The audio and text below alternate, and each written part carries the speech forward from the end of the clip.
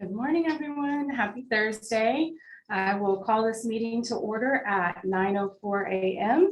and we will proceed with roll call with our secretary, Ms. Veronica Villarreal.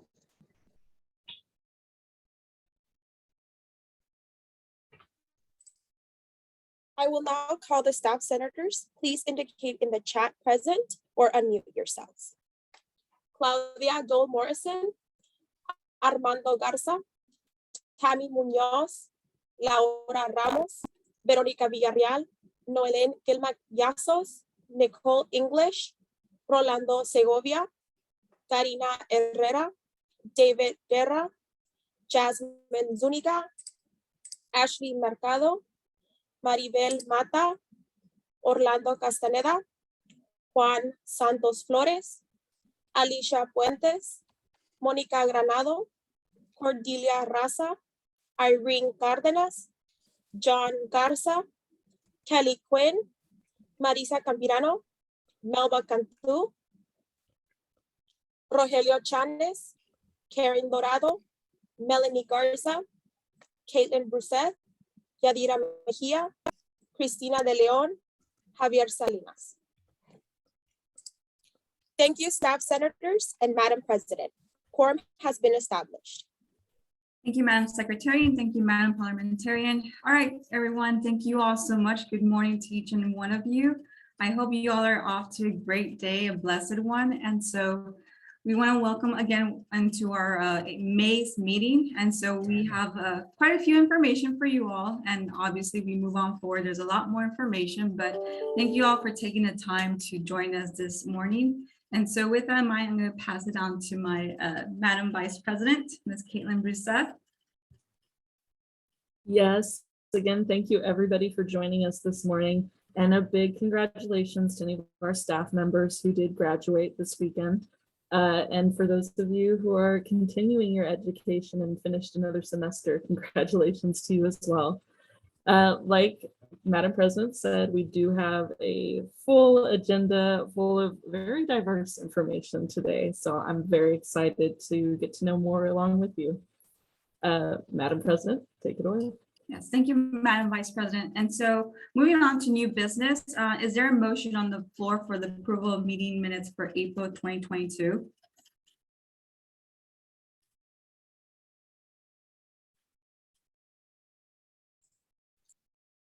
I move to approve the, oh, sorry. I believe that was Staff Center Nicole English. Yes. Is there a second? Cordelia Rasa seconds. All those in favor, please say aye in the Zoom chat. All opposed?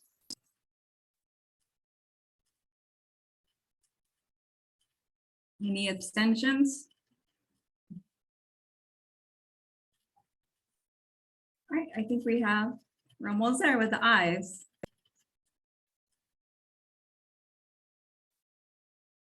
All right. Thank you, staff senators. Quorum, sorry about that. Motion has been passed to keep our meeting minutes for the April 2022. It has been passed.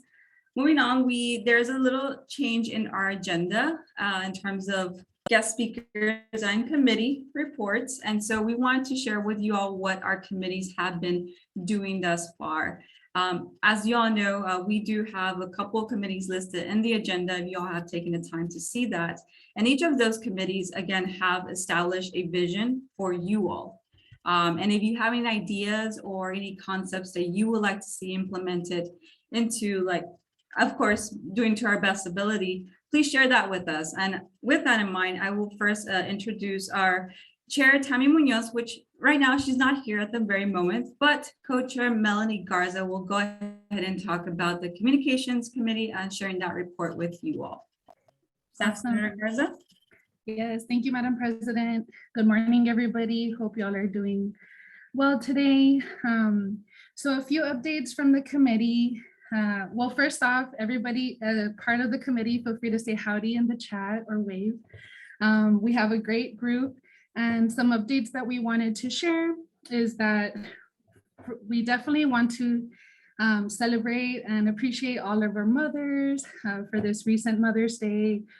We did post an awesome message from Madam President on our social media channels.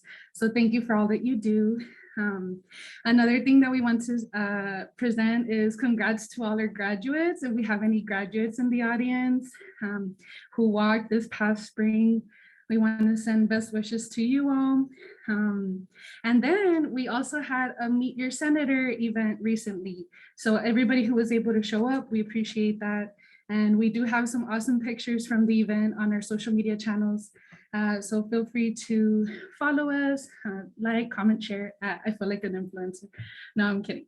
But we really appreciate y'all's participation on social media. We hope that this is a good channel for y'all to get information. And if y'all do have anything that you want to promote, don't hesitate to send us an email to the Staff Senate email. But we are working on putting a form on our website for y'all to submit those events. So that's upcoming. Thank you. Thank you, Madam Chair. Up next, we have our Elections and Constitution Committee, Chair Monica Mezgranado and Co-Chair Irene Cardenas.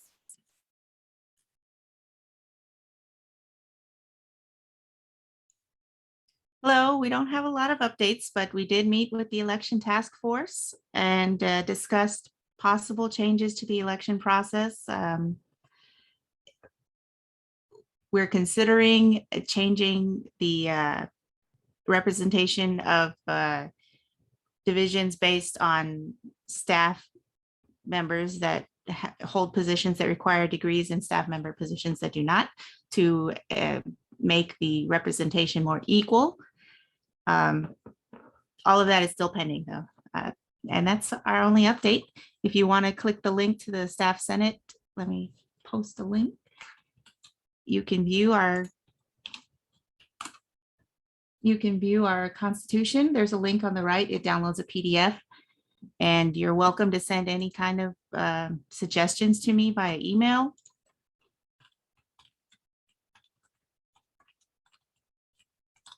email is in chat. And that is the updates for this month. Thank you. Thank you, Madam Chair.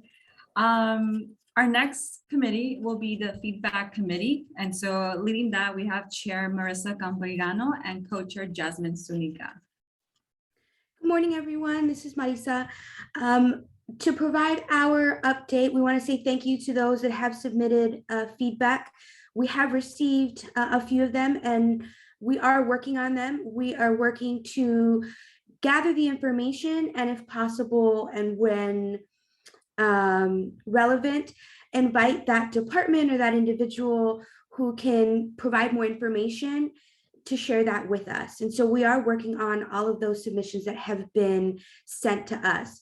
We would ask that if you do feel comfortable, please share your information, especially if it's something specific that you want information about.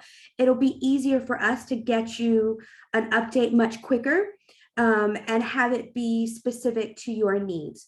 So again, if you feel comfortable sharing your contact information, we'd love to have it so that we can get information to you much quicker. I'm also going to put in the chat our feedback form. And we'll ask, please keep in mind that as your staff Senate representatives on the feedback committee, our role is to gather that feedback and share it with the relevant departments or administrator that can help us either provide additional information or for us to bring awareness about the issue that's been brought forth.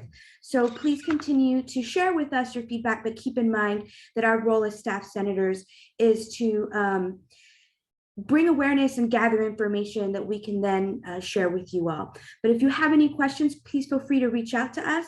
I'll also put my email in the chat as well. Thank you. Awesome. Thank you very much. Oh, Stephanie. and another suggestion that came in, and also suggestions on how we can improve and make things better. It doesn't always have to be something that you see that needs to be addressed, but something that you can share on what you believe is a highlight of the success, as well as things we can do better. Thank you so much, Marissa. And so with that correlation with our next committee, it would be the Staff Success Committee. And so leading that, we have Chair Maribel Mata and Co-Chair Veronica Villarreal. Hi, good morning, everyone. I really want to say thank you for our updates. We had a Meet Your Staff Senators event. I'm gonna go ahead and share my screen because I really do want to highlight the photos and the community, such as yourself, for stopping by and saying hi to us. I promise we're here to provide that that bridge, that communication to provide you better, morale, come up with better environment. And we're really excited to be your staff senators. So I'm going to go ahead and share my screen.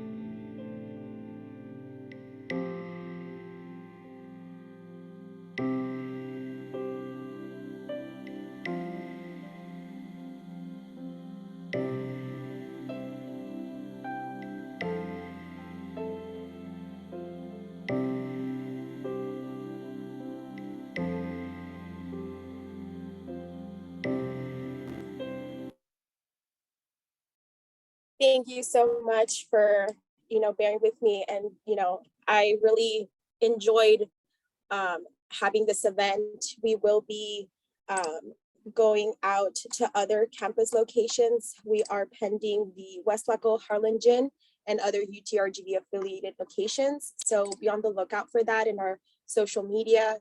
We really do, we wouldn't be here without you guys. And so if you have any questions, feel free to reach out. We are really trying to build that campus community, coming off from COVID, and just really integrating each other into our new normal, whether that is working remotely, going to different campus locations. We are growing. So we really look forward to meeting each and every single one of you guys. Thank you. Thank you for sharing those words, Madam Secretary and Chair, Co-Chair. With that in mind, I know, thank you, Naomi. I know you missed an event, but as Veronica said, we do have a couple rounds, and Staff Senator Ms. Noel, immediate past president stated. We do have some virtual as well that we're going to look forward to, because UTRGV is everywhere. And so we want to make sure that we provide that opportunity to, meet your staff senator and chit chat, or have a good time and have that opportunity of engagement as a human to human process.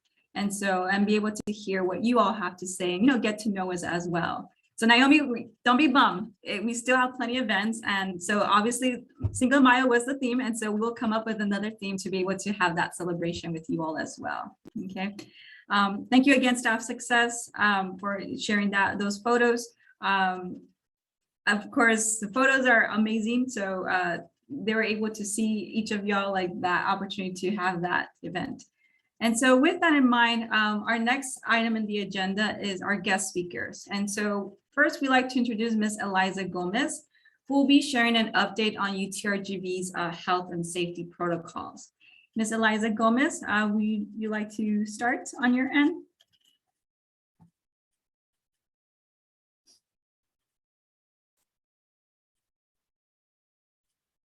I think there might be a technical difficulty here.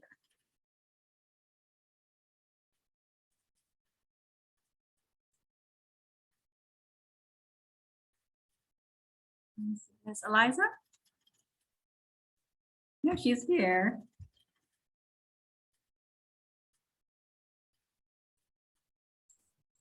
I think she logged off or got logged off. Okay, no worries. Oh, there So she is. She just jumped back on. hello, Ms. Eliza.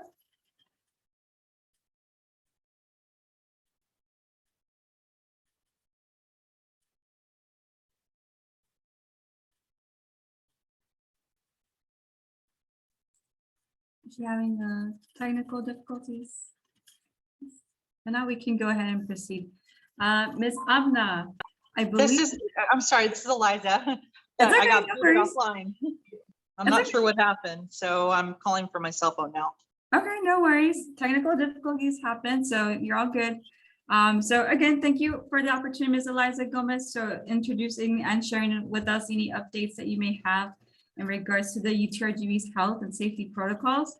At this time, it's your time, so I'll let you shine on that area. Okay, I'm trying to log back in because Let us know how we can help you. If there's any IT people, peeps here, let us know how we can help. there we go. So Hey. sorry about that. Let me just close that out so I don't have an echo. So I'm sure that all of you are aware that things have been changing in terms of the COVID front, and the university has made a drastic change of eliminating the process that for the better part of almost 2 years we've been using for our employees and our students to screen and to manage COVID cases across the institution. So that being said, the marketing and communications department sent out a lot of information. We've updated our website to reflect these changes. So basically, in a nutshell, what this means is that the COVID response team is no longer going to be managing cases. That means for you that you will no longer have to submit the preliminary screening form and will not be required to share your test results or things like that with the university. So what this means is that the way that people would manage their health and medical concerns prior to the pandemic is going to be the way that we manage this. And if someone is feeling symptoms or if they've recently tested positive, the university has put on their website the CDC calculator tool. And do I have the ability to share my screen? Yes, now you should be able to. Okay, so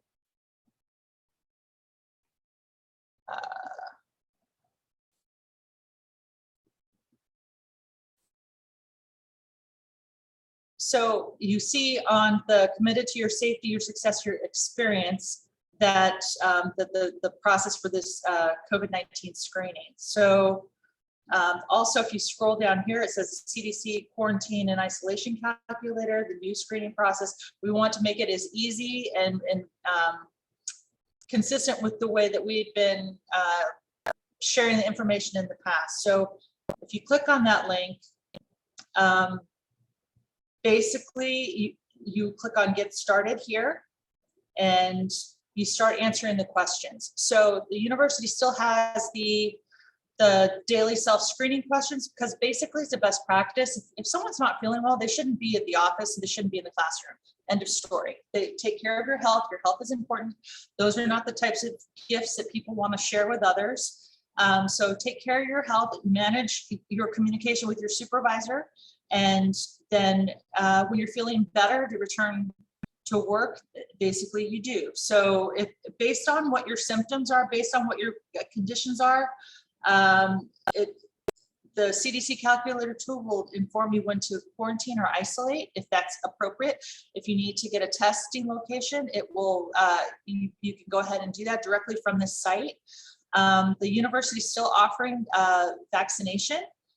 And so student and employee health, if someone's presenting and they're having some medical concerns, student and employee health are always there to answer those questions and to provide that medical guidance. So I just wanted to, I'm grateful for the opportunity that you all have given me to come here to kind of talk about it. We've had a lot of questions. Change is not necessarily easy. So we just want to make sure everybody understands and that it's clear to them. And if they have any concerns, that they can still access the resources on our page. I'm going to go back to the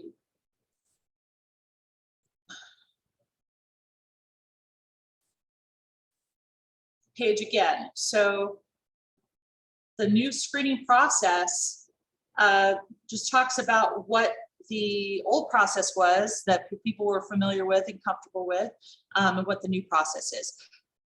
The university is going to continue monitoring very closely for any outbreaks or things of that nature going forward. This decision was not made lightly. We are probably one of the very last institutions in the UT system that was tracking COVID and managing the case management, contact tracing aspects of it. So we've taken a very conservative approach. Our infectious disease committee has been meeting consistently weekly or even bi-weekly to discuss and review the changes over time. So we've been tracking the positivity rate, tracking the vaccination rate across our institution. And so this was a very thoughtful and intentional decision. So I just wanted to take the opportunity to go over this with you. And if you all have any questions, I'm here to be able to answer them.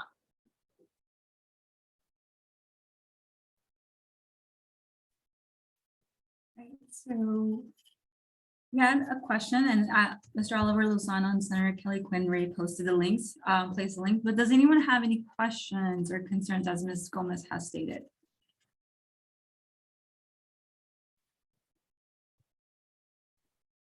Right. Well, if you all do have any questions, and not the moment, that's perfectly fine, but you all can go ahead and share it with us at staffsenate@utrgv.edu, or you can go ahead and provide that in the feedback form that was provided earlier, if needed. But again, don't feel that as of today, at this very moment, like you cannot ask any other questions. And we can always follow up with Ms. Gomez in regards to those areas. Absolutely. Please know that the COVID response team email is no longer going to be active. So if you have questions, you feel free to email me directly, or on that, your safety, your success and experience page has the welcome back at utrgv.edu, or the regular coronavirus at utrgv.edu for any questions, and that gets filtered and sent to me to answer. Or if they're health and medical in nature, then our employee and student health director, Dr. Scott Spear, would be able to provide guidance as well. So we don't want you to feel like we're leaving anybody unprotected. That's not at all the case, but we're resuming back to full regular operations, normal operations. And so we're not going to take the experience that we've gained and the wisdom, the lessons that we've learned and not use them. We're going to take that, roll that forward to our business continuity processes. And that's what the Office of Emergency Management is in the process of doing right now, kind of transitioning away from the COVID response to roll all the experience and wisdom and information that we've learned over the past couple of years and roll that into strengthening and improving our operations across the institution, making us stronger and more resilient. So we're in a really good spot right now. And I just wanted to kind of share that with all of you. I'm grateful that now we're at that point that we can kind of exhale a little bit, but it doesn't mean that we can't, that we should let our guard down. Still keep those best practices up.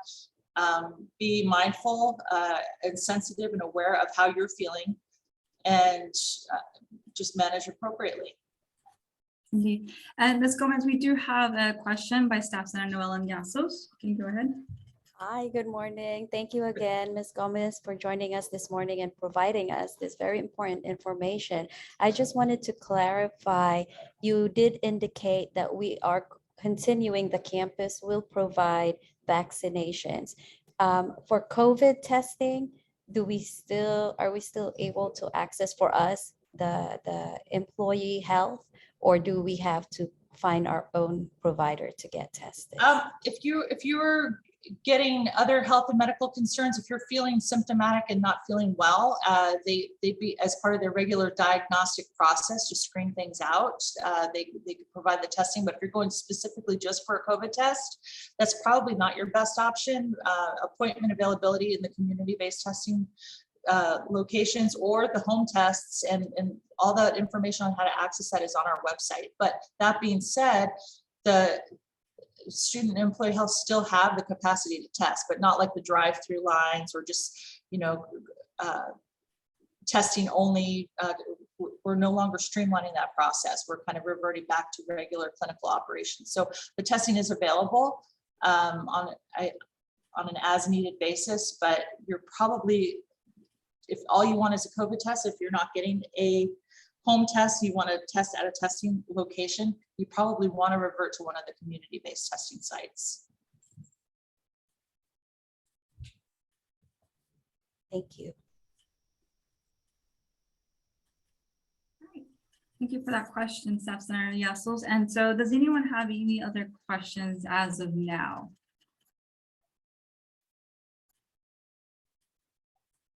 All right. Thank you so much, Ms. Gomez. We appreciate you and all the things that you have done for this community. And so it must have been a very challenging one, but you were able to sustain and help along with other camaraderies just to be able to help and provide that safety to our community in general. So thank you so much. We appreciate you. Thank you. My pleasure. Mm-hmm. And so we have, kudos to the COVID response team for the guidance past 2 years. Absolutely. Thank you. All right. So our next presenter, let me go ahead and we do have Amna. And so She will be providing, delivering an overview of the training opportunities that are being provided by Human Resources. And so we want to ensure that you all, as we move on forward, you all get to be aware of these opportunities. And actually, I just got a notification, my apologies to you all. She's still not in at the moment. Give me one sec here.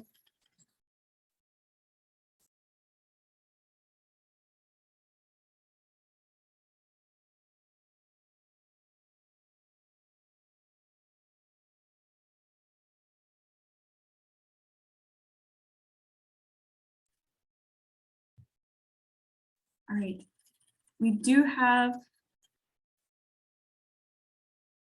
Give me a sec.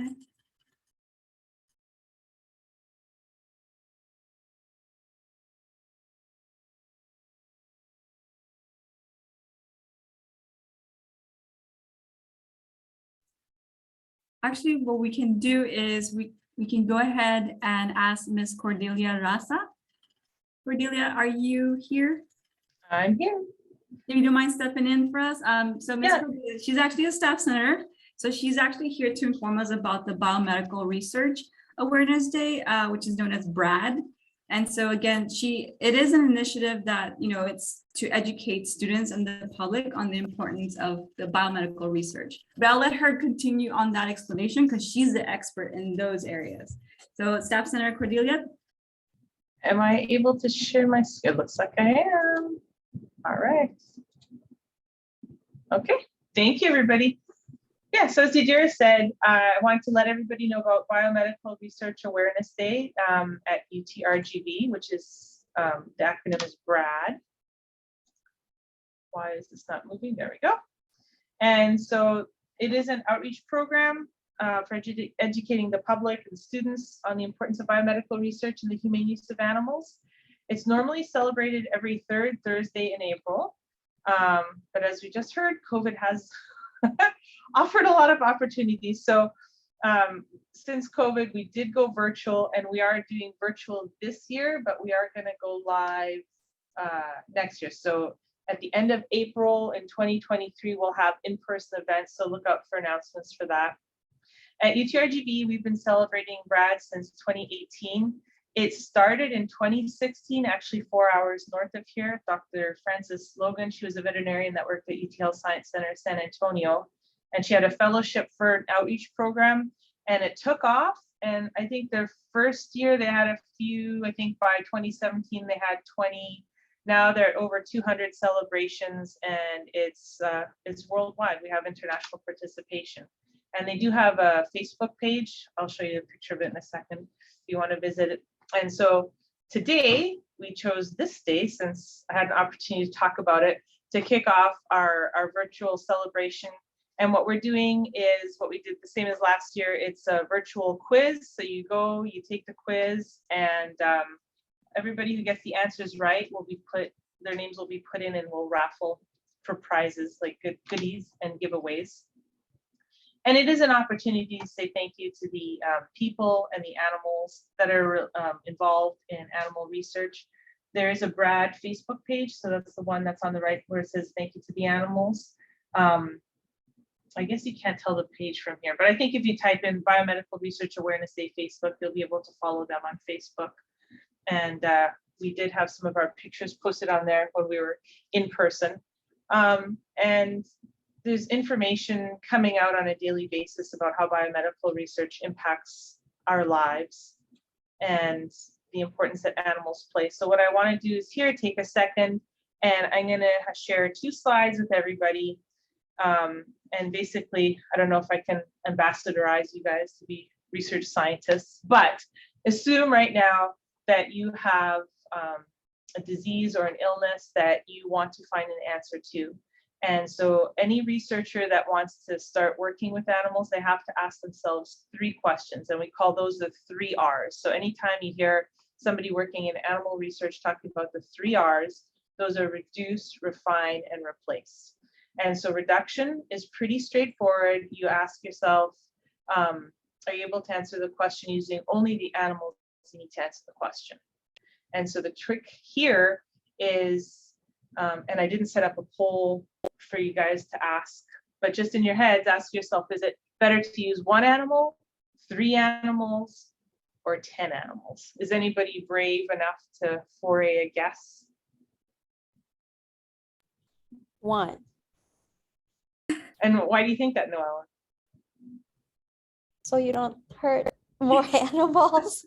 Right? Yeah. Right? Well, that's what you think, right? But sometimes it's counterintuitive. But the goal is to make sure that if you're going to use animals, that you're actually answering the question. And if you use 1 animal, I can't actually really think of a scenario where 1 animal would actually be enough to answer the question. You would avoid that scenario, because in that case, you've just used an animal and you haven't answered any questions. So it might be better to use 3 and to use 5, but then you know the answer, and then you can move on. And you shouldn't be redoing that. You answer the question and then you move on from there. So And actually, sorry to interrupt you, Staff Center, we actually had Staff Center Jasmine Suniga that said 3 and Naomi said 10 animals on the chat. okay, yeah. And it really depends on the study. So I've had to do studies in the past where I needed 30 animals to answer the question. And that was just one group. So, you have 3 groups of 30. And then in others, you can use just 5 because you have enough information. So you understand how things work. So you can start reducing the size. And so the goal is to reduce. And so there are tools on the website for researchers, and everybody here today is a researcher. So if you want to figure out how many animals you needed to use to do your study, this is a statistical program here, experimental design assistant that'll help with that. The other one is refining. You want to ensure humane conditions, procedures, or approaches. And so if there's anything you can do to alleviate pain or stress on the animals, and so yes, I have a rat tickling video here. I don't know if can everybody hear video sound from my slideshow? Do you know? You would have to share your sound. How do I share my sound? So once you share your screen, you're going to go to view options, or well, I see view options, but you should see options on your side, and it'll say check it off where it says share sound. I see share sound. Here we go. Okay. That's a double-edged sword. You're going to hear this, but then I have horrible audio for other slides. So, okay, I'm not going to play this whole thing, but I just want you to listen to this for a second, and then I'll ask another question. Researchers at Humboldt University of Berlin have been trying to find out what happens in the brain when we're tickled.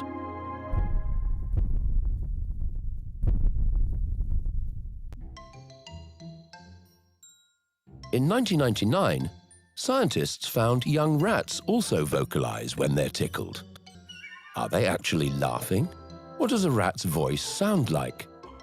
The typical hearing range of a human is 20 Hz to 20 kHz.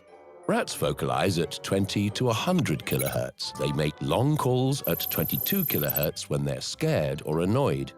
And when they're happy, they make short calls at 50 kHz. For example, when they interact with other rats and they're given food. A bit like when human voices go higher when we're excited or having fun. So here's the sound a rat makes if you tickle its back. The sound has been converted to a lower frequency that we humans can hear, but the source frequency is mainly 50 kHz. Apparently, the rat likes being tickled, not just because of the frequency of its calls, but because when the tickling stops, the rat doesn't turn away, but looks to see where the hand has gone. Rats recognize the researcher's hand as their playmate and approach the hand to be tickled more. Eventually, they start chasing the hand rapidly while vocalizing at 50 kHz. Okay, so I put that in there so you guys can know a little bit about rats. And so does anybody want to brave a guess on how you could use that technique to refine your study that you've designed in your head now? And you already figured out how many animals you need to use to answer your study. Now you're getting ready to plan out the rest of the study. Is there a way that you could use this? Let's say you're using rats to answer your question. How would you use what we just learned right now to refine how you do your study? Any guesses?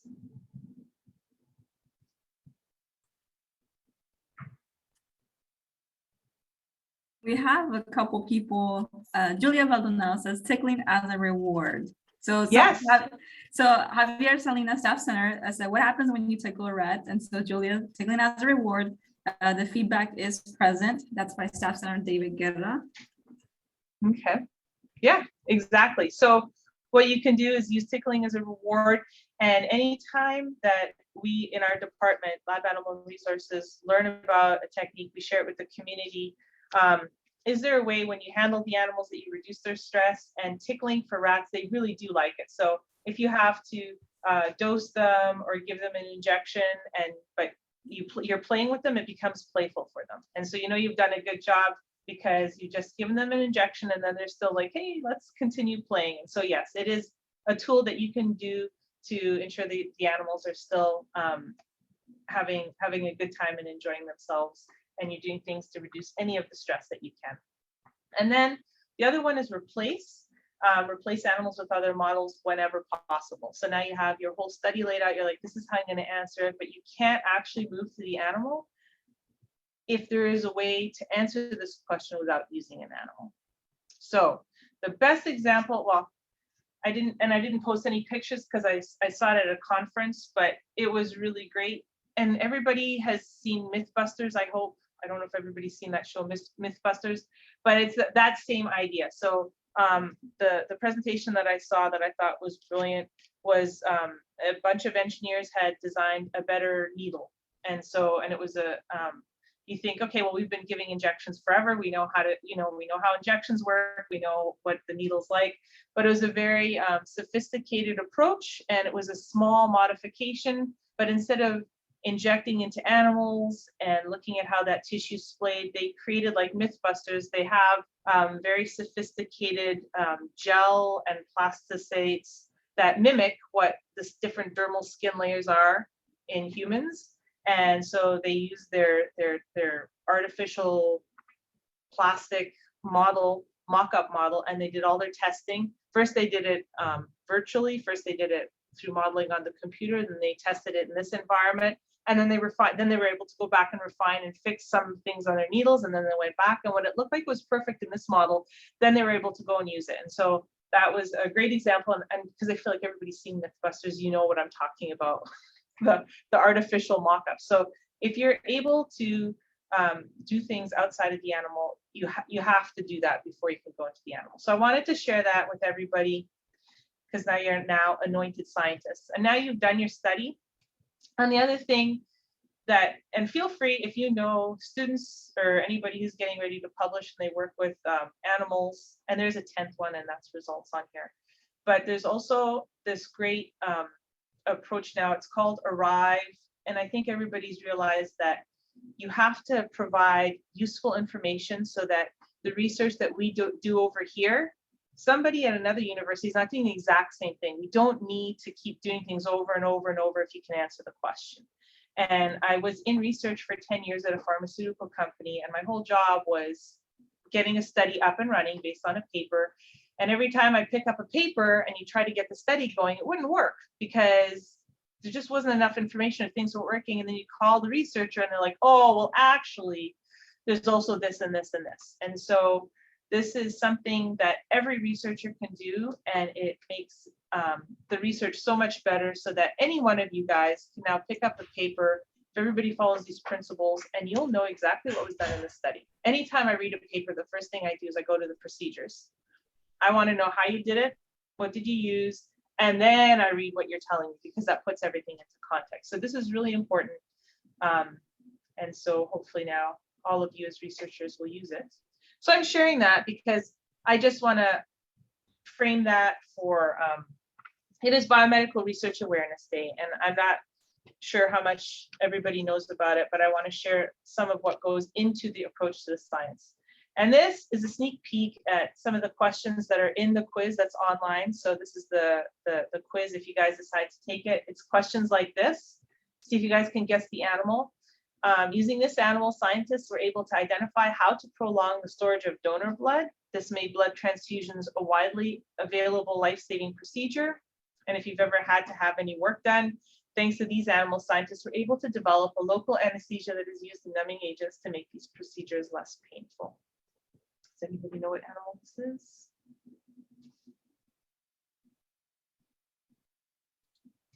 Pigs. No, that's a good guess, though. We do use pigs for a lot of other things. Oh, ready? Someone said a cow. No, but that is also. Javier, staff, a bunny. Dun dun dun! Javier got it. Staff Center adjustment. Woohoo! All right. Yeah, it was rabbits. And so there's a huge list of contributions. I have, oh, actually, well, I have it blurred out, but I have a poster behind me and it lists all the different years, all the different animals that contributed to biomedical research. So some of those are in the quiz. And so I just want to share from the times that we did have Brad in person at the different sites, people were able to participate. And this is what we're hoping. This is the plan is April 2023, we're going to go live again with in-person events. So I'm just going to share a few images with you guys, and then we'll have the picture at the end, the poster, so you can, and it's also on Messenger. Oh, the cats.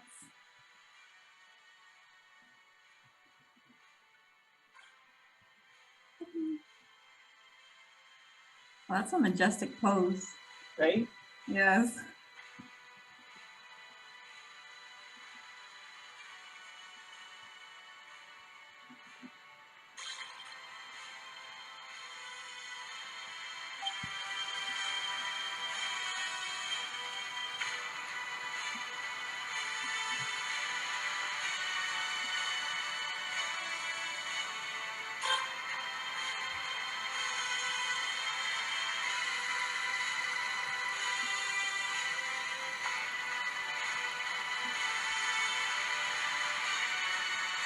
So this is the poster here.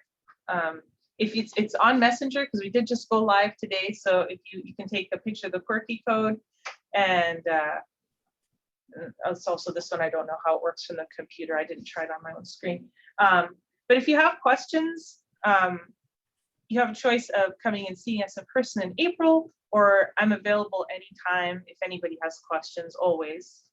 So you can reach me personally, cordelia.ross@utrgb, or you can send a message to Animal Resources at UTRGB. And also you can visit bradglobal.org and get information there. So thank you guys for your time. And if anybody has questions, I'm available. That was very informative. It got my brain stimulated somewhere. So it's like, oh, interesting. But does anyone have any questions for Staff Center Cordelia Rasa? We do have one, Cordelia. What are some alternatives to using animals, such as computer programs, simulations, etc., by John Aspel? Okay, yeah, that's a good question, John. So like I said, for I think mechanical questions, mechanical problems, alternatives, mechanical and computer are great. For instance, when they're looking at physical injuries for sports or whatever, you can take cartilage and you can have different forces beating on a cartilage simulation. So you can create like a matrix gel, and you can look at the compression forces, and so you can play with engineering and design of, I would say more like physical medical devices.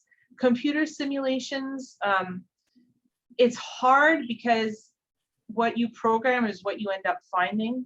And so you have to be really careful when you use those, because, and then to make large extrapolations. So they're good, I think, for initial troubleshooting and modeling, but to really answer the question, there's a lot of biological variability. And so the computer programs aren't sophisticated enough to be pulling in all the variables that we experience in life. But I will also say there's also some really incredible science going on, and it's called human on a chip. And so I don't know how big, it's maybe half the size of my phone, and some of them are even smaller. But what they're doing is they're taking cells, so they're taking like human liver cells or human lung cells, and then you can culture them, so you can grow them in lab, and then put a few of them on this template. And so instead of using a living being, you're just using a subset of their cells, and then you can introduce like a chemical and see how you get like a hint of what would happen if you put it into a living organism. And so I don't think that will ever fully replace the use of animals, but my goodness, how great would it be to really, by the time you get into the animal or to get into human even, to have so much information. And so there is a lot of progress, but for computer programming, Alvaro wants the happy diabetes. Do I have time to share the quick story?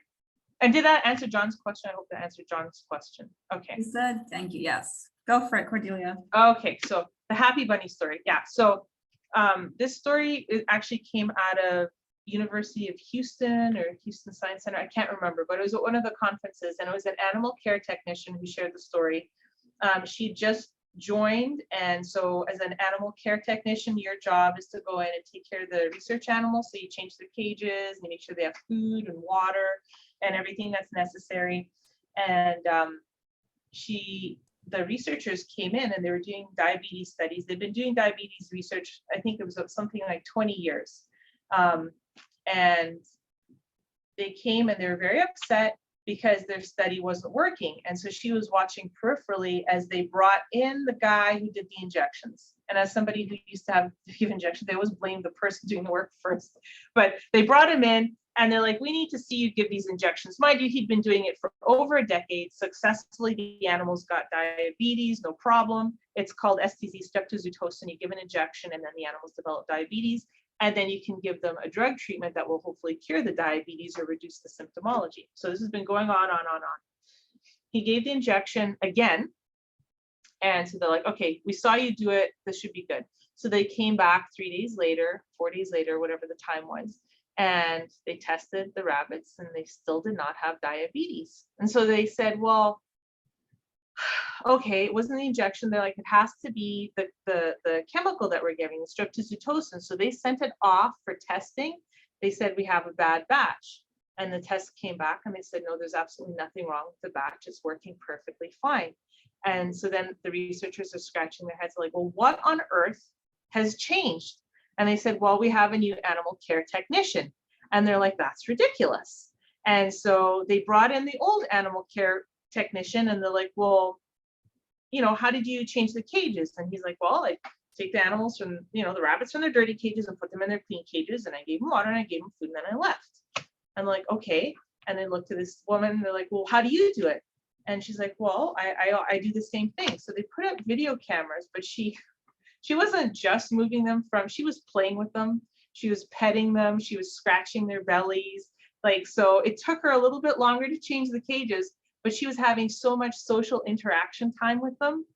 And so she was dealing with really happy bunnies and they were able to mitigate getting diabetes. And so that really just shows the importance of touch and happiness and how what we do on a day-to-day basis does impact our health. And so in order for them to get diabetes, they really needed like twice the amount of chemical because they were that happy and they were having the social interaction and social touch. And it also plays into, we know for babies and for older people, and it applies for us too, but I think we can handle it better. But the more we touch each other, there is therapy in that. And so I think that's also really important to remember too. Thank you for sharing that, Cordelia. Thank you guys. Yeah. All right. If y'all have any questions or concerns, you may email Cordelia, and that's Cordelia, her name, with period and then Rasa, and then no number at utrgv.edu. All right. Thank you. Thank you so much. All right. And thank you, immediate past president, for providing your email. Up next, we have Ms. Amna, who will deliver an overview of the training opportunities that Human Resources will provides. And so Ms. Amna, you're up next. Okay, good morning, everyone. Thank you so much, Staff Senate, for having me. Let me go ahead and share my screen so we can go ahead and get started. Just give me a minute.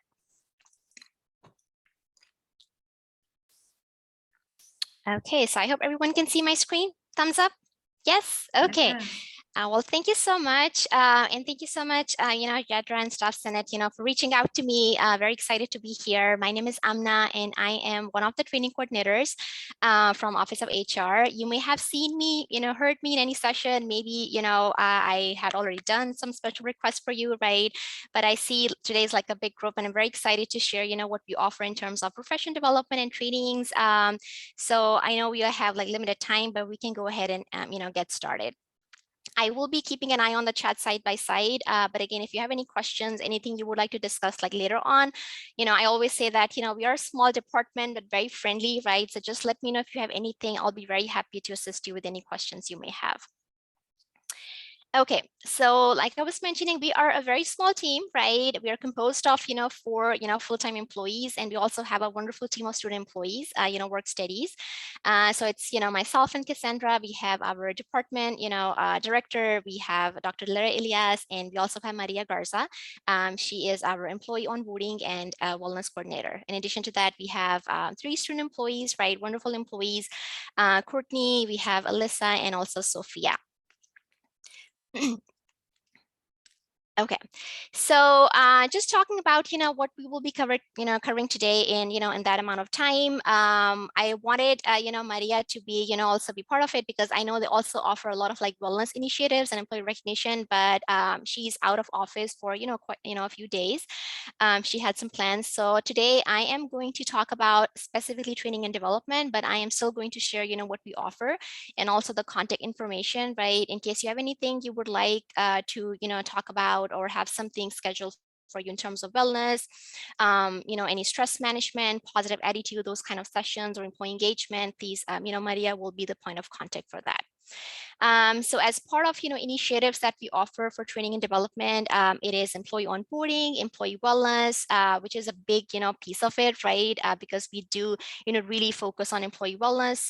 We have employee engagement, staff service awards, and those of you who got their service recognition this time, kudos, right? I got my 5-year recognitions. I was very happy, and I also posted on Facebook. So I was like, oh, I'm so proud of it, right? I have been here for like 5 years. I'm very happy to be here. Also, the last thing would be training and development, that I am going to, really touch base in detail. So what do we do, right? So before I answer that question, right, I would like you to share, what do you all think, what entails training and development? What comes to your mind in terms of, words or phrases you can think of?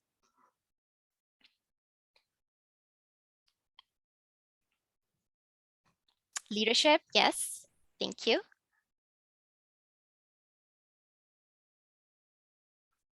Updates, yes, in terms of, I would say, new sessions, new things going on, growth, definitely, right? We want all the employees to be really successful in their, positions, right? Career development, advancement and growth, perfectly said. Administrative processes, yes, we do have that supervisor excellence series, right, which is for supervisors and aspiring supervisors. So yes, striving for success, definitely, right? And I always say that every person's definition of success is different, right? But we do all want to be successful, in our jobs. Empowered, challenge, definitely. So those are, all the correct answers, right? We do, all of it, right? So what we really do is we provide leadership services, right? In terms of different sessions that we offer. We provide professional services, and also we support the new employee onboarding, employee engagement, right?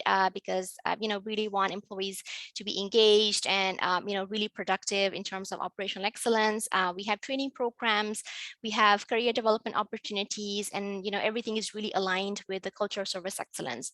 So I'm sure, if you have had, 2-hour training, Vaqueros Culture of Service Excellence, which is the foundational training, right?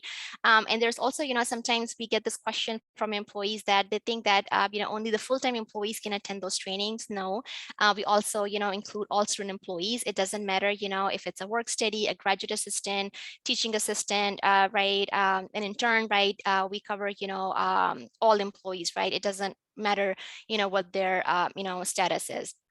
Because, with student employees as well, they work with you hand in hand. So they are providing support to other departments, right? So they do also play a really key role when it comes to, professional development. So moving forward, right, all our events, all our programs are really aligned, closely aligned with what the UTRGV offers, right, with its mission, with its, vision, the priorities, the goals and objectives, right, because the ultimate goal is to provide, those engaging opportunities and resources for teledevelopment, organizational effectiveness. So these are, some, the values of UTRGV, right, and, we really, focus on all of those in a way that we really want employees to be successful in their jobs, or if they're looking for any kind of career development, what opportunities we have so they can hone, upskill themselves, reskill themselves, right, and be ready for the new challenge as well. So with training and development, we do offer different services, right? For example, we cover, whole lot, right? We do workforce development programs, right? Which includes any kind of, soft skills, people skill trainings, human skills, hard skill development, right? Which, of course, PeopleSoft training manuals and things like that, right? We also do a lot of, work unit development assessment, or, you would like to see how best to address that situation.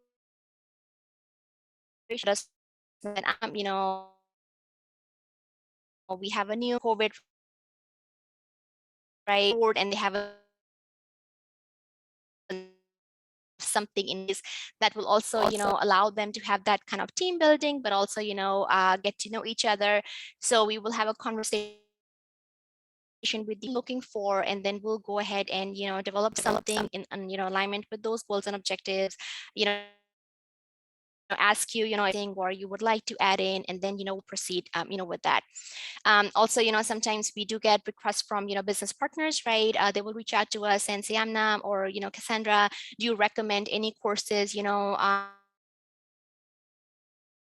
alignment? So, when you make recommendations too, so anything related to, soft skills or hard skills, you can by all means reach out to us. If it falls in our domain, we'll be happy to assist. If we know someone else who can best, handle that, or maybe there's another subject matter expert, right, that falls in their domain, we'll go ahead and, get you connected with that, individual or department. Integrated training, right? We partner with a lot of university departments, right? Not just with Supervisor Excellence Series, right? But we also partner with, different departments. We used to partner with police department to offer the civilian response to active shooter training, to personal awareness, right? We also have partnered with library, right? So if we have, folks, in this, event from different departments, if there's something, you also provide assistance with training portal, right?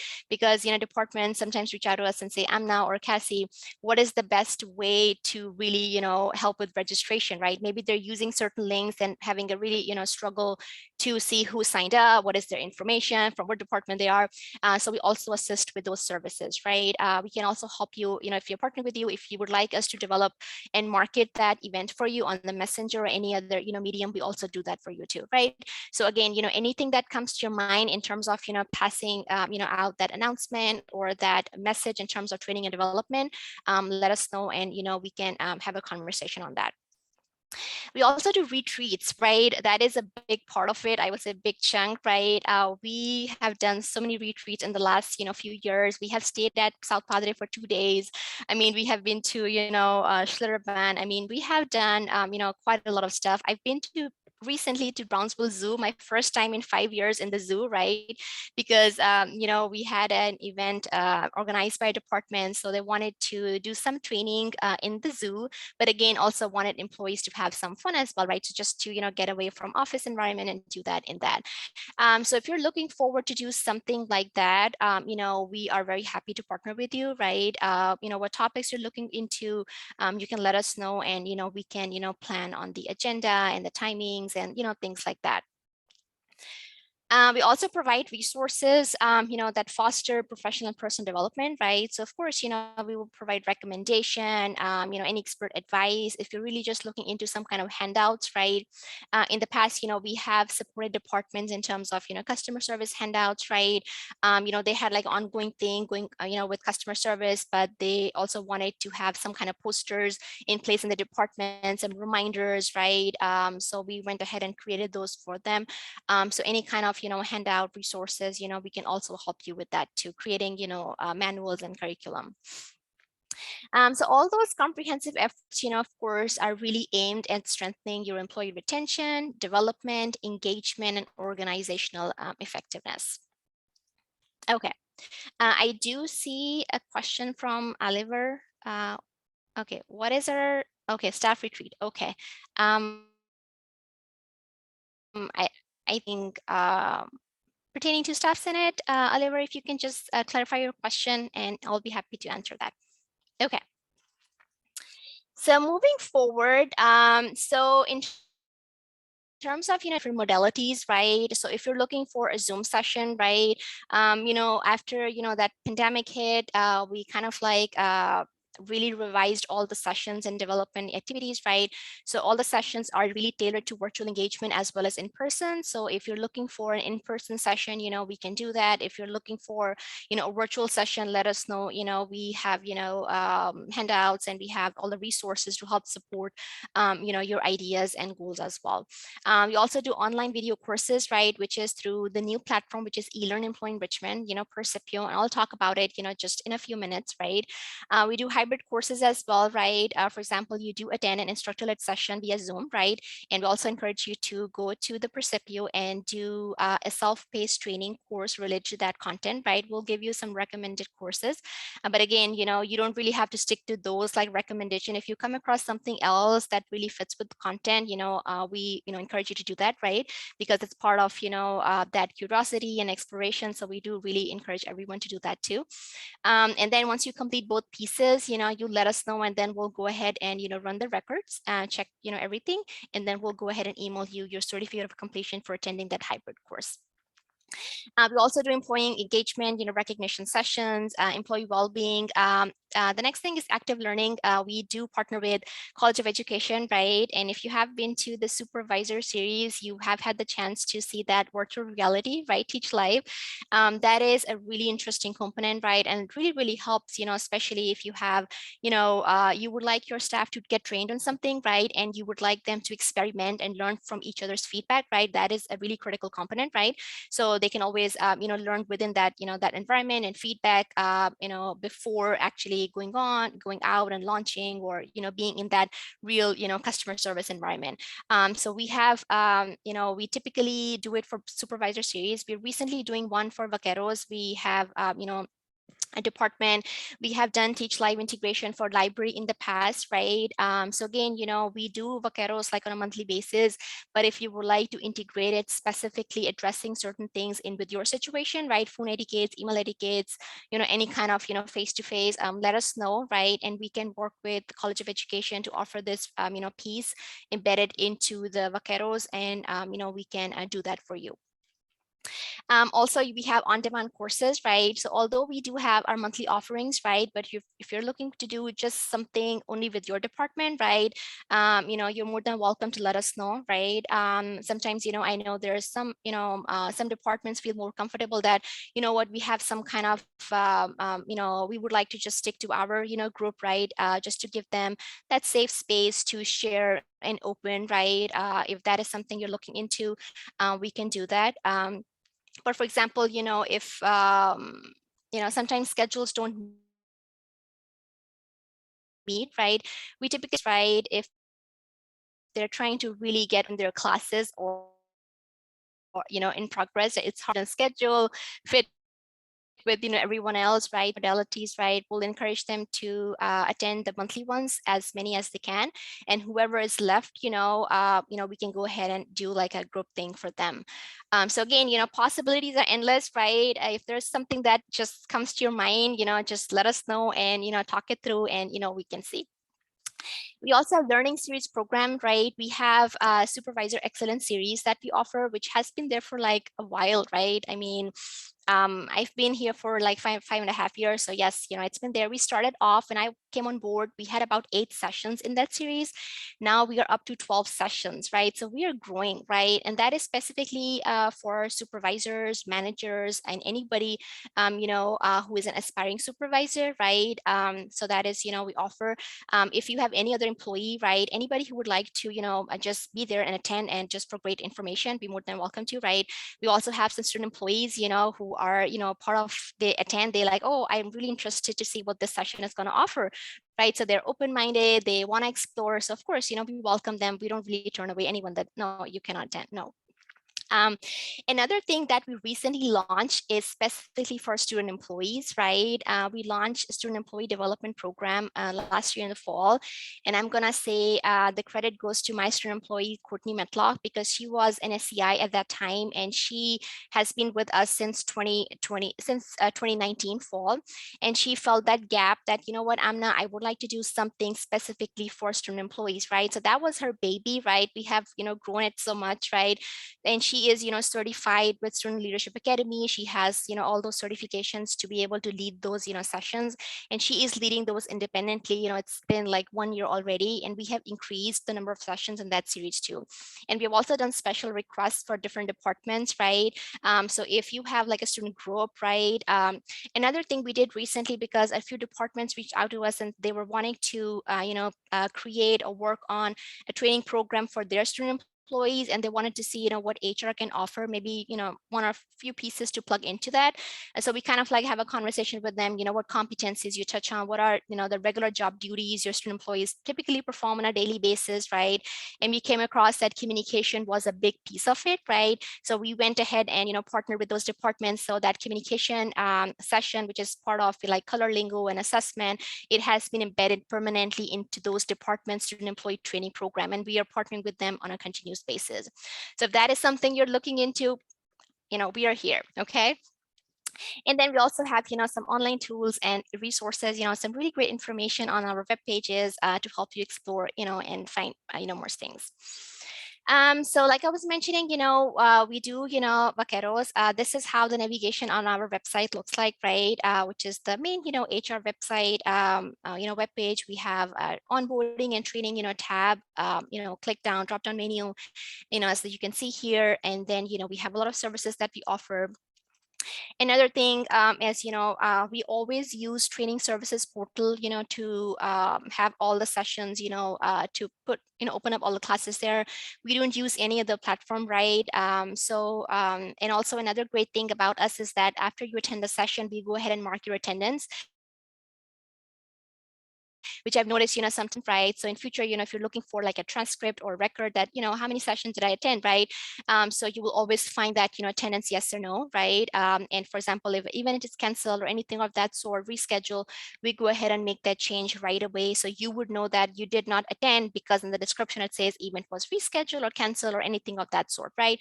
So we are very transparent in that, aspect. And again, we also help you to let you know that if you're looking for a transcript, because I know appraisals are almost around the corner, right? And I'm sure you will be wanting to let your supervisor know that you have been working on a lot of great stuff and professional development. So if you go to the training services portal, right, you will basically go to my courses tab, and then there you will be able to see of everything that you have attended or registered today, not just with HR, but with other departments as well who use this platform to put up their classes.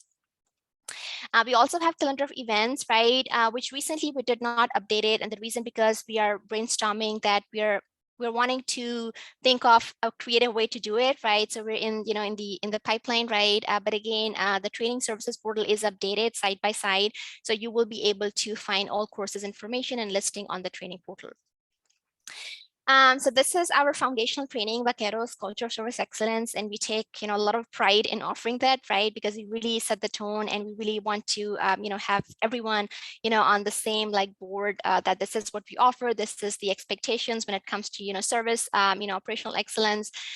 So if you have already attended, good job. But if you're looking for a refresher, more than welcome to attend. We offer this session twice each month, right?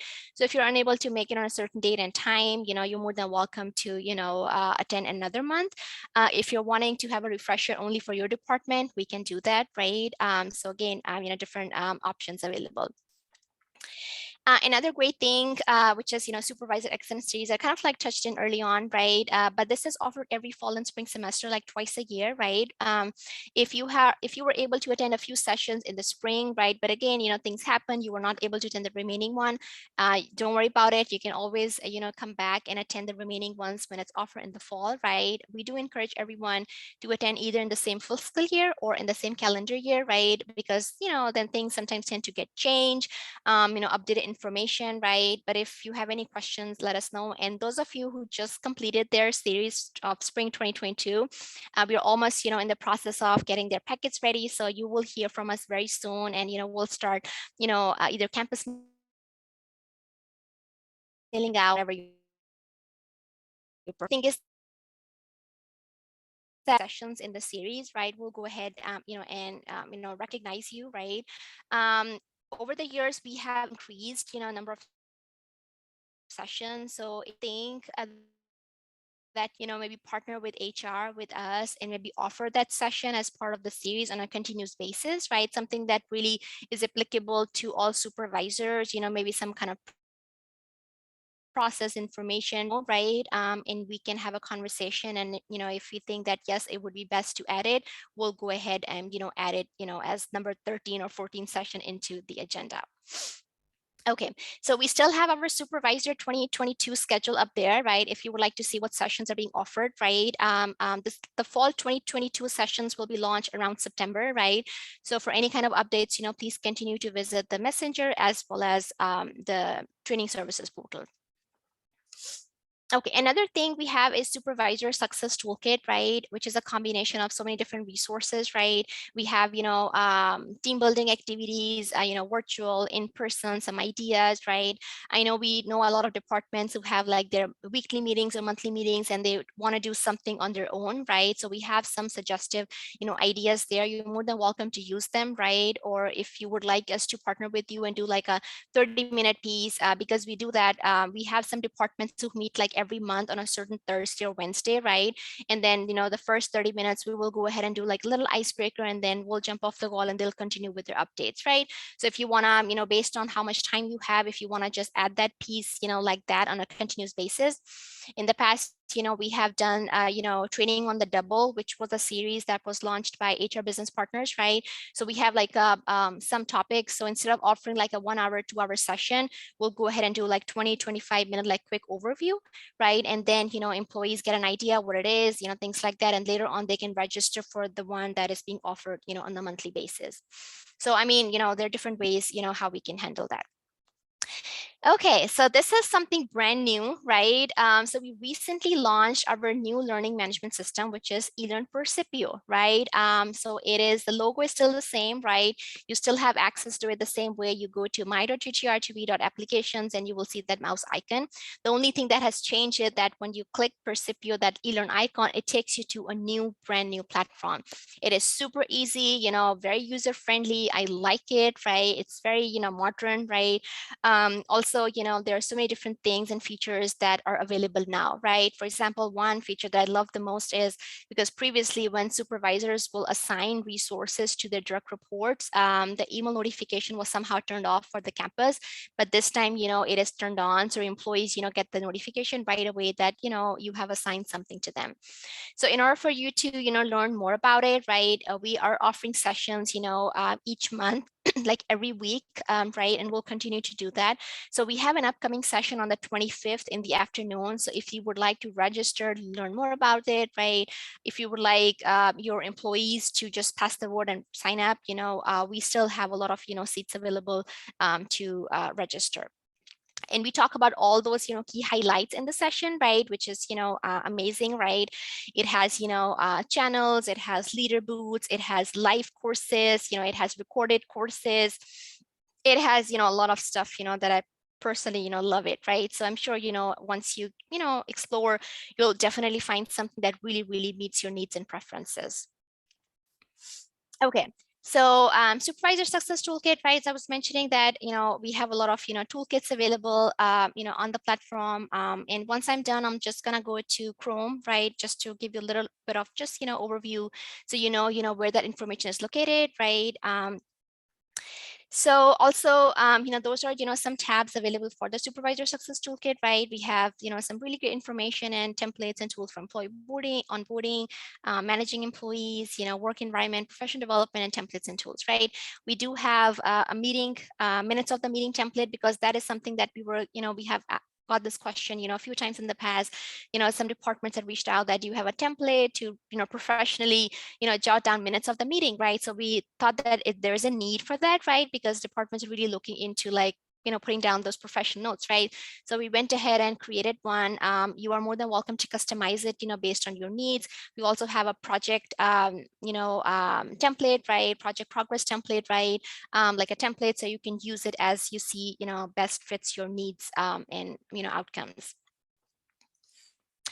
These are, all the list of trainings we have available, right? We have Akeros Culture of Service Excellence. We have collaborating a successful multi-generation workforce, right? I mean, over the years, we have attended so many different webinars, so we continue to update it with recent, research, right? With different generations prevalent in the workplace. We have emotional intelligence. We have one happening next week on the 24th. If you would like to sign up for that, right? We still have seats. We also have the time management session, right? And then the one that I was referencing earlier for student employee development series. Those are all the 4 sessions that are part of it, right? If you are, if you would like to look at the topics and their, objectives, you can reach out to, us, and I can go ahead and email you that flyer, right? So you can see what it really entails. We also do team building sessions, right? We do communication awareness and enhancing work dynamics, which is one of the most popular sessions in the whole campus, right? So which is like a self-assessment, right? So we will give you some time to take the assessment, particularly like 2 weeks like lead time, and then we'll do like a session, in person or virtual, right? Either way, it's a 3-hour session, right? And then, we talk about different behaviors and profile and styles, and it just really helps everyone to get to know each other better, self-awareness, work priorities, and, develop that team synergy. We do like a professional etiquette, change management, professional communication, SWOT and TOES analysis, right? Also in support of the campus, climate survey, right? If you're looking into some kind of, action planning, right? Any sessions you think that would help you get closer to those action planning process, right? In your, according to your campus climate, right? Let us know and we can, partner. Goal setting and any other topics that, they're not listed here, but available upon request. So this is the way for you to get started, right? We have an online form, right? You just have to go ahead and enter all the information, right? We do encourage you to give us, as many dates as possible, at least 3, right? Because sometimes, we get like fully booked and then we still want to best accommodate, your request, right? So if you can give us, at least 2 to 3 date options and times, so that just helps us to best accommodate, requests or any of those, timings. So this is our information, which is employee training at GTR, right? And any, things that you come across, just let us know. That is the end of it. Okay, I do see a few questions here. Okay. Courtney said, what would be email if attendance shows? Okay, Courtney, do you want to get on a call with me afterwards? I can answer that question. And not legal name. Okay.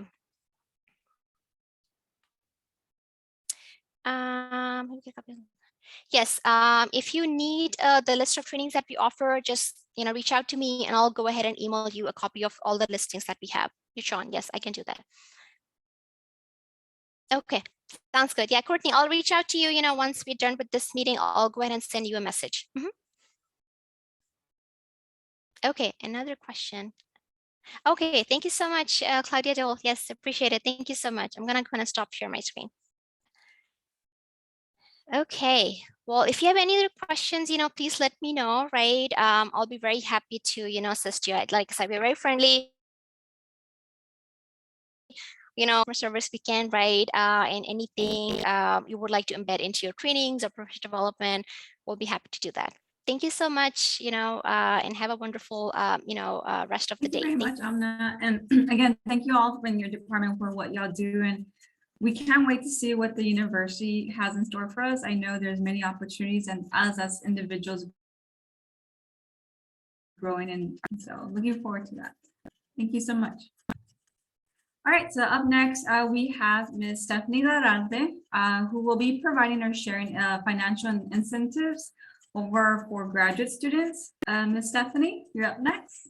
Thank you so much, and good morning to everyone. And thank you again, Staff Senate, for allowing me this time to address staff and inform you of the wonderful incentives that are available to graduates. So, give me a second to share my screen.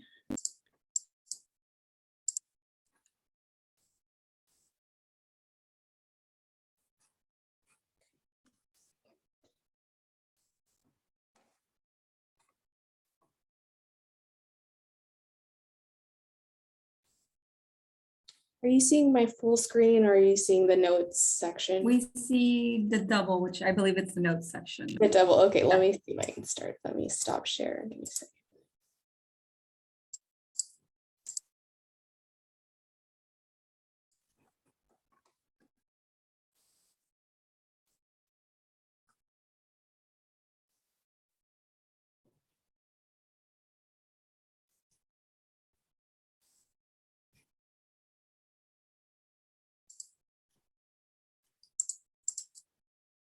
Is it still the notes section? Yes. Oh, okay. Let's see what's going on.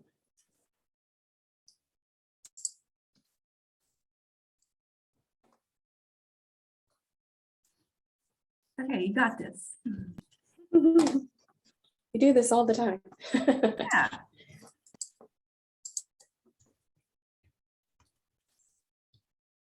Stephanie, when you get to that one slide that you just showed us, at the very top, it says swap display. Just click on that and then we'll see your presentation slide.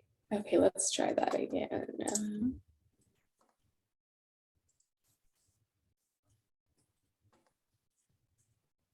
Where is it at? There you go. You got it. Oh, It's showing us. did it work now? Thank you All so right. much, Esmeralda. Alrighty, thank you so much for that assistance. I don't know what was happening this morning. But again, good morning to everyone, and thank you again, Staff Senate, for allowing me to talk about the incentives. There's so much going on for graduate students, and as you are helping students in your respective offices, they're coming in, day out, and I wanted you to be aware of everything that is available to graduate students, because there's usually not this much funding available, and so right now is a wonderful time to start a graduate program, maybe considering it for yourself as well. So, I wanted you to be informed for yourself and also for the students that you are helping as they come across your offices. And so just as a reminder, I did want to let you know we do have 61 master's degrees available, 10 doctoral and 40 plus certificate programs. There are over 100 different options for you because each of these programs available as well. So for example, our MBA program has specializing in business analytics. So in terms of the programs that are available to students to study a graduate degree, and you can actually see the URL UTRGV, that's where you can see a complete list of all these programs. If you want to browse through there while I'm doing my presentation, see what programs are available that may interest you or the students that you are assisting. And we do have a different modality on-campus programs as well as traditional online programs, and so these follow the traditional format of August through December taking courses. So those are your 16-week long semesters. And so we have various options. Most of our graduate programs do have courses in the evenings, so that way many people who are working full-time can take some courses. There's only a select amount of programs that do have courses during the day. Typically, our graduate degree programs are 36 credit hours, most of them. There are some that are a little bit more, as well as our doctoral programs obviously are a little bit more credit hours. In graduate school, you can complete in 2 years. However, if most people go part-time or you're taking one class at a time, it can take you just a little longer in this traditional format. But the newest programs are our accelerated online programs that you've probably heard about before. These are our 100% online accelerated programs. You can complete these in as quick as 12 months. So these are definitely our most popular programs that we have available right now in graduate school, especially everything that happened after the pandemic and with COVID. A lot of people gravitated to our accelerated online options.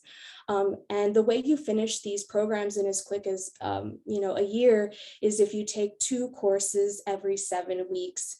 However, you can choose to go part-time. You can take the 3 credit hours each module. And these are asynchronous classes, fully online. There's no scheduled lectures or assigned meeting times. And so I wanted you to be aware of the different options that you have, that students have to study graduate school here at UTRGV. In terms of the application process, I did want to let you know that our applications are still open. We have different entrances throughout the year. So our application for summer 1 is currently open. So those can start, those interested can start. The application deadline, the priority application deadline is May 25th. However, if you're pursuing one of our accelerated online programs, our next module that is currently open is summer module 2. And so that application deadline is June 23rd. However, I'm going to get to the good part in just a second of all the incentives available. If you or any students that you are assisting are interested in starting graduate school this summer, you need to get your application in right away so that you can take advantage of all of these incentives that I'll be talking about in just a few minutes. So I encourage you or any students that you're assisting to submit their application right away. The application process is fairly simple. It's all online and you upload all of your admission requirements to this one application. And so to start an application, you would just visit utrgv.edu/gradapply, create your account and just, complete your application. It doesn't take too long. It's, your basic information, educational background that you need to get filled out. In most cases, it's writing the personal statement or letter of intent or recommendation letters that might take a little bit longer to complete your application or those entrance exams. And so each of our graduate programs does have different admission requirements. So be sure to visit your graduate program page and look at that particular program to see what is required. But again, a way to take advantage of some of these incentives. I also did want to mention, we do have a Vaquero Pathway program. This is a fairly new program available to undergraduate students, undergraduate seniors, to provide them just an expedited path to graduate school. This program is based on recommendation from a faculty member. So undergraduate seniors, those of you who are helping undergraduate seniors get through graduation, recommended or nominated rather by a faculty member into some specific programs. And so this is a great process. And the way it's expedited is that if they meet the criteria and are nominated by a faculty, the short application does not require them to submit those additional admission requirements, such as GRE or GMAT entrance exams, the letters of recommendation, because they are already being nominated. So these are for our outstanding undergraduate seniors. If you would like more information, I do encourage you to reach out to the graduate college so that we can give you more information and see if maybe one of the seniors that you've been assisting can qualify for this particular program. In terms of graduate funding, this is an overview of what is available to graduate students. A lot of the times, I think a lot of people think, there's no aid or funding for graduate students, but here at UTRGV, we support our students and we want to give them as much financial assistance as possible. And so they can apply to financial aid through the FAFSA application and try to get aid that way, whether in grants or within loans. They can also fill out the graduate scholarship. There is the general UTRGV scholarship application. And then if you want to see graduate scholarships specifically for graduate students, you can visit utrgv.edu/grad scholarships for everything available. And this even boils down to some of the departments. Some departments do have specific scholarships for students as well. One that is recently, that's just going to be announced, is specifically for the MS in Global Commerce program and the UX UI certificate program. This falls under the College of Business, And so they have a specific departmental scholarship for students of these two programs. So I encourage you to visit that scholarships website to get more information on, all the scholarships available to graduate students. Graduate students are also eligible for assistantships, graduate research or teaching assistantships. And this, most of the people who get assistantships are attending school full-time typically, and this allows them to work 20 hours per week. And then there are external scholarships that we encourage students to look for, scholarships within their community. There are veterans benefits. And for you, UTRGV employees, there is also the UTRGV Employee Tuition Assistance Program offered through Human Resources. So that's a wonderful benefit if you'd like to take advantage of it. It allows for you to pay one class, you get 3 up to 9 hours each year. So you could get one class paid for in the spring, one in the summer, and one in the fall. So if you've been working for UTRGV for over a year, you should check it out and see if you qualify for those benefits. So now to the incentives. And so this is one of the scholarships that's available to new graduate students. So if you're planning to start, for example, this summer or this fall, we have the UTRGV Graduate Select Scholarship. This is a $1,000 graduate scholarship. It is a competitive scholarship, so you do have to submit an application, fill out an essay. They will look at your GPA and evaluate you based on that information. And so there are specific priority deadlines for this select scholarship, but the QR code there and the URL are listed at the bottom. So if you want to go visit right now and see what this scholarship entails, feel free to do that. So again, this is for new students. If you're applying for the first semester, or if you're starting this summer or fall, you can apply for this Graduate Select Scholarship. Incentives that are available right now. I'm sure all of you have seen on the website, on our main UTRGV website, the $150 enrollment incentive is also available for graduate students. It's available to all students. And so graduate students are also capable of getting this $150 incentive. You do have to be enrolled in at least one course by June 1st. And so this is why I'm saying act quickly, or for the students that you're assisting, tell them to act quickly, to enroll in classes right away, because as soon as June 1st comes around, they won't be eligible for this additional $150. And of course, they can enroll in either a summer course or they can enroll in a fall course, either or. It doesn't have to be just summer or just fall. And they may be eligible for this $150 incentive. The other incentive is specifically for summer. This is the $500 incentive. And so students, whether new or continuing students, can be eligible for this $500 summer incentive. This one, you do have to be enrolled in 6 credit hours in order to be eligible.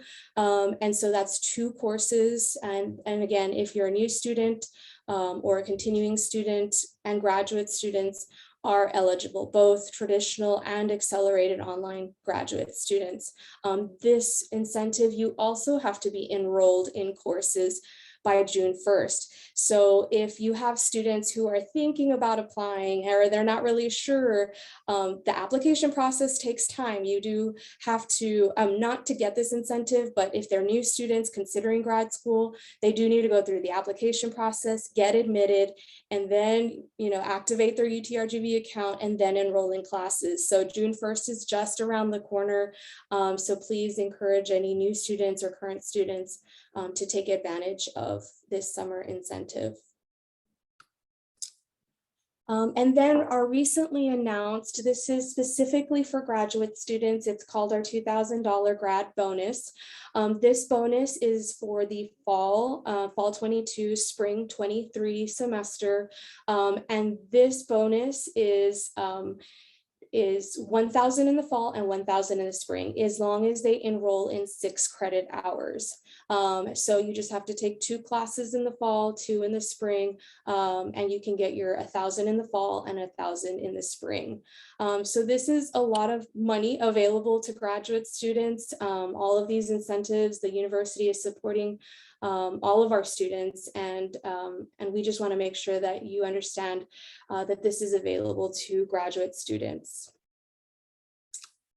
So in total, that's about 3,650. So if you're starting a new program or talking to students about graduate school, they could potentially get up to this amount. All of these incentives and all of this information that I'm presenting today, you can find it at the link that's at the bottom of the screen right now. If you just visit that page, it has all the incentives linked there together. It has graduate programs. It has links to scheduling an appointment with one of our recruiters. So this page is all inclusive of all of these incentives. So if you want to share with anybody, feel free to share this page. It has everything that I just talked about available on one page. And this is my team. We are really, really happy to meet with you or any students that you come across who are interested in graduate school. We have Claudia Sabata. She's our graduate recruiter on the Edinburgh campus. So we do see students in person. They can schedule an appointment with one of our recruiters and go meet in person. Or if they prefer a virtual appointment, we are still meeting with students virtually and through phone appointments as well. Angelina Butron, she is our graduate student recruiter on the Brownsville campus. So students can schedule an appointment with her on the Brownsville campus as well. But I encourage you or any students that you're working with to schedule an appointment with us, to meet with us, talk about the options, or if you're considering graduate school, you're always a Teams message away. So just go ahead and Teams message us, and we are happy to assist you with picking out which program that might be best fit for you, or just talking about the admission requirements, the process, or going into detail about these incentives. Webinars, informational session webinars. We have in-person, we've started in-person sessions as well. Our next one is actually next week. We have one on the Brownsville campus and one on the Edinburgh campus. And so we have various ways that students can reach us and reach out to our team to get more information. Let me go ahead and see here what questions we have.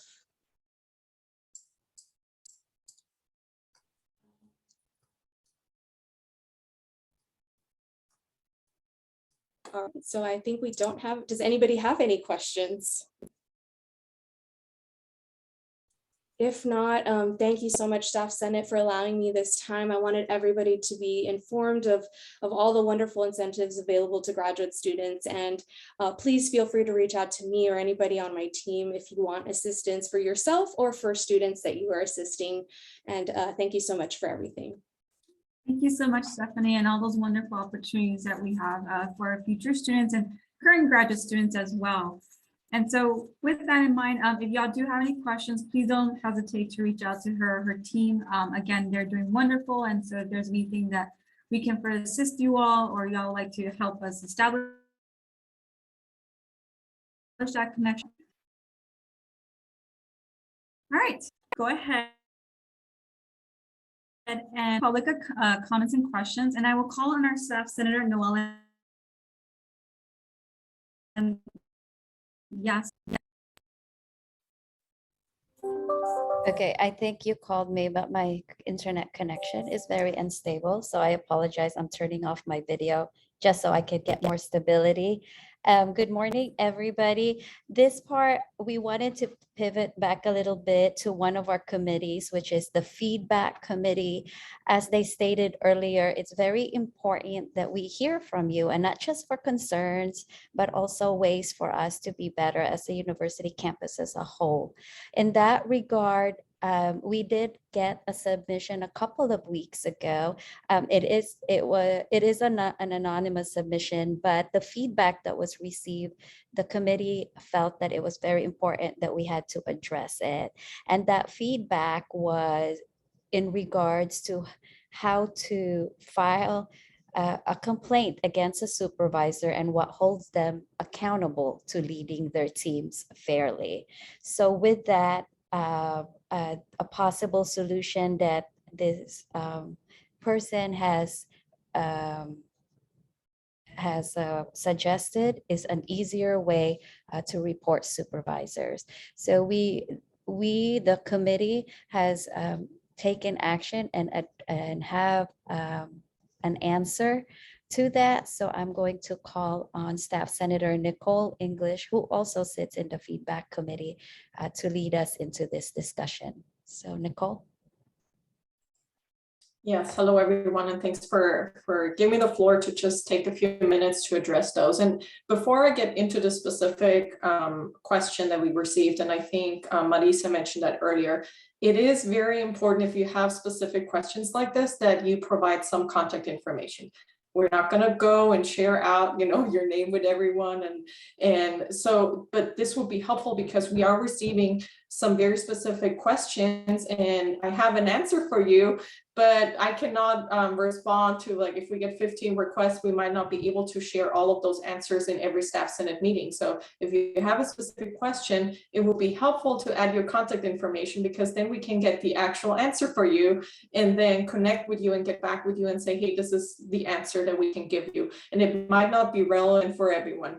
But in this case, specifically, since someone asked how to file a complaint, if I would know who the person is, I would ask follow-up questions because what type of complaint is it, right? Is this something that would need to go to the Office of Compliance office, or is it something that HR can help with, right? So it would be helpful to have a little bit more information. So when you submit those and you decide to be anonymous, please provide the most information you can so we can address the question properly. In this case, I'm trying to be general. The answer that we received from HR, if it would be an HR concern, is that the recommendation is always to go through the regular administrative channels first. So if you can, talk to your supervisor about your concern or your supervisor of the area that you are in. That is always the first solution because we want to try to give an opportunity to resolve the issue first before there is something that we submitted online or read like that. We want to be fair and give everyone a chance to resolve this issue. Maybe we can't details of this because that's the only information we got. So let's assume that they brought this up and it wasn't resolved. Well, or it's something where they feel very uncomfortable. They feel like they can't talk to the supervisor or the supervisor's supervisor because they're involved or they're the reason for the complaint. Then I would recommend that you reach, again, based on what it is about, I would reach out to partner team and they can guide you in the right direction. They might, guide you through this and say, well, there's a policy that covers this. So, follow along with the policy.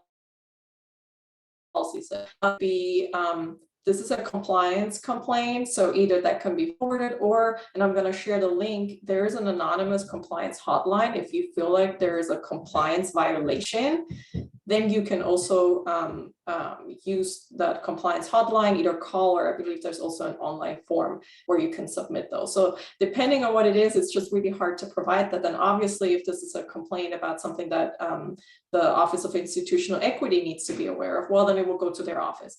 But in any case, if you're not sure and you're submitting something to compliance and then it's an HR thing, well, they're going to send it to HR either way. And the same as if you go to HR with it and it's something for compliance, they will share with compliance. So you're not wrong either way, but the recommendation would be to always try to address it informally first, give them a chance to resolve the issue. And then if not, you can call HR and say, look, this is the issue. I've tried to resolve this. It was not resolved. What are my next options? What are the next steps? So thanks, Marisa, for sharing those, the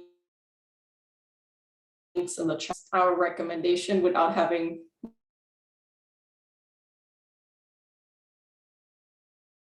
more would like to add to it, but that's why it's so important if you give us your contact info specifically to what your concern is. I just want to throw in an unsolicited reminder to use the Bravo. The carrying a good job. Yes, so and obviously, yes, we want people to use the Bravo Vaqueros for a job well done. So yes, you can submit one to Staff Senate and we're happy to provide kudos, but Bravo Vaqueros take advantage of this happiness and tell people thank you. There's unlimited amounts, right? So it's not that you can only do one Bravo a day. If 5 people helped you today and you want to be thanking them, then submit 5 Bravos to those 5 individuals. I know that Aubrey just joined. She's one of the business partners and supervising that area. I don't know, Aubrey, if you heard my response. Are you here? I heard the end of it, but what I think I heard at the end was really just kind of, we always encourage employees and supervisors to have discussions. That's something that HR always strongly encourages. And so, but if you feel like you're not able to, again, like I think Nicole said at the end, without details, if you feel like you're not able to kind of come to a resolution, if you all want to give us a call or contact, either myself, Hector, or Deborah, we can talk through it with you all. Mm-hmm. And Aubrey, there was another question specifically, if we will ever be able to evaluate our supervisors as part of like the forum or something, I'm assuming. I don't have any information on that, at least not right now, that's something that we're. Mm-hmm. As part of the evaluation, and maybe this is just my supervisor, but this should be a dialogue, right? When you have evaluations where your supervisor tells you how you're doing, we are hoping that you have an open enough communication with your supervisor where you can address what has gone better as a team, what support do you need from me as a supervisor, right? So this should also be a chance for you to bring up things that you need from your supervisor. I loved our weekly check-ins, or you know what, I would love to do 2 check-ins instead. There are 30 minutes instead of one hour one, because I could benefit from that if I see you in the beginning at the end of the week because of our work that's coming up, or now that we're more virtual or hybrid. So I would recommend, and I know this is not the official way and not everyone may feel comfortable with that, but we do recommend in those conversations, this should be a 2-way street when we have conversations about how did the last year go? How was it? What can we improve on? And when you talk about the development plan, right, you can talk to your supervisor about this. I don't know, Aubrey, if you want to add something to that, but you should always be able to tell your supervisor if there's something, that they could do better in supporting you. Yeah, and that goes back to, just having some open discussions with your supervisor. There's always a way to approach something, and so whatever that is. And so, those strong communication between employees and supervisors, that's what you get out of those discussions during the evaluation time. You'll have supervisors too that, we're hoping that will follow up with their employees mid-year or a couple times a year, and those are opportunities to talk to your supervisors as well. Mm-hmm. On the chat, sorry, Javi, but sorry, just wanted to say that we're taking in that feedback as to, I see that that other staff members are saying it would be nice if we could somehow provide official feedback and they could get like a 360 or something. We're taking that in and we hear it. We just don't know if that's going to happen.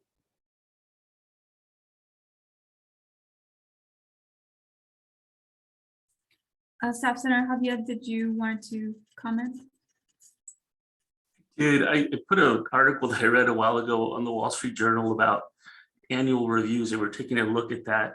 And really, the point was having weekly light touch check-in discussions instead of, and I think I'm sure we all do this where we visit with our employees on a weekly basis and not waiting until the annual review to bring up some of these issues.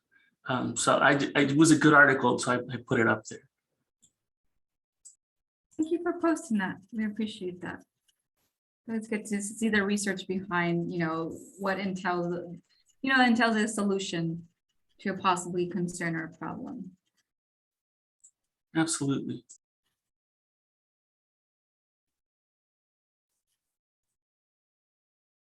All right, does anyone have any questions or concerns for Staff Center Nicole English or in regards to the topic that was brought up? If not, again, please email us at staffsenate@utrgv.edu, or you can go ahead and fill out the form that Staff Center Melanie provided within the chat, so we can further assist you all and be able to mediate and be able to assist again those areas as much as we can. If we don't know the answer, then we go to the peeps that knows possibly the way to guide us in those areas. All right, does anyone have any public comments or questions?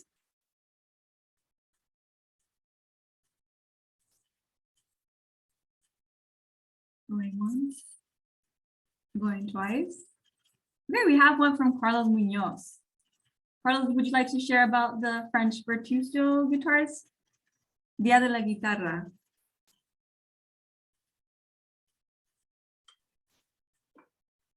Hi, yeah, so it's a free event that we're doing at the PAC. So if you guys haven't been to Performing Arts Center, this is a great opportunity for you to check it out. It's a free concert. It's a French artist that we brought in, and I put a sample in the chat. So if you guys want to see what kind of music it is, the vibe, that's kind of what you're expecting. Really cool for the family, for everybody. We'll have the balcony open if you want to sit away from everyone else. Very approachable venue. They're not going to charge for parking. So just wanted to throw it out there. Hope to see y'all there. Thank you so much, Carlos. Are there any further public comments or questions or announcements? I had a question for Carlos. I love that the guitar event is free and the cello things are free. That's wonderful. I'm just wondering if you have, I don't know what your role is in all of this, but if you have an idea of where we'll be at the point where there's more frequent activity, obviously need income to bring these people in. Do you know if there's a tipping point or a time where there's enough involvement for it to become more regular, for ticket holders or? Yeah, so right now, we're in the process of our calendar being released to our School of Music faculty, and then they're picking out their dates. And then as the students are enrolled, they're going to start deciding what music they want to perform. So right now we're just in the scheduling phase. The big ensembles, your orchestras, your operas, your big events, they've already picked their dates for the fall. And then as the semester goes on, the smaller ensembles, the specialties will start to pick their dates. And so we hope to do a schedule launch later this summer with which events are going to be free. And what we're going to do, and this is just because you guys are a special group that are very invested in the campus, we're going to combine websites. So if you want to check out theater, you want to check out music, you want to check out, it's all going to be in one spot. So we hope that people are excited about it, but you guys are the very first to hear about this. So I'll also say, Carlos, is that we had a full season already, there was a whole season of events, from September up until even last week. And coming up, this next one, there was events every weekend going on, whether it was dance, whether it was theater, whether it was music, mariachi, all the way through, and our festiva as well. So it was a full calendar this year. So the tipping point has happened. We're there, we're back, and the wait is over. The curtain is lifted. We're ready to go. We're excited. It's going to be cool. It's going to be fun, and we're going to work closely with the faculty to make some fun events for families to come and see us.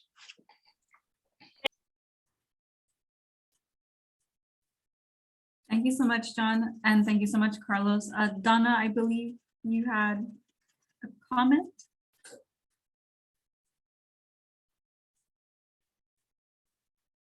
Yeah, maybe it was just a little technical thing. All right, anyone wants to share comments or announcements? I know we're right at 11. If not, again, please feel free to reach out to us and our communications committee. Us, one of our co-chairs, Melanie Garza, she provided info in terms of reaching out to her, or if you have any, again, staff senate email you'd like for us to like that. If there are any further public comments or announcements, I would like to move to a motion to adjourn. May I have a staff senator? I move to adjourn the meeting. Is there a second? I second that. Okay. Are there any debates or discussion? Debate or discussions? Debate or discussion? All those in favor, please say aye in the chat. All those that oppose? Any abstentions?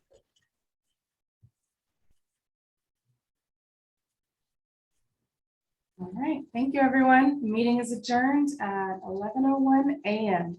Y'all have a good day. Have a great one.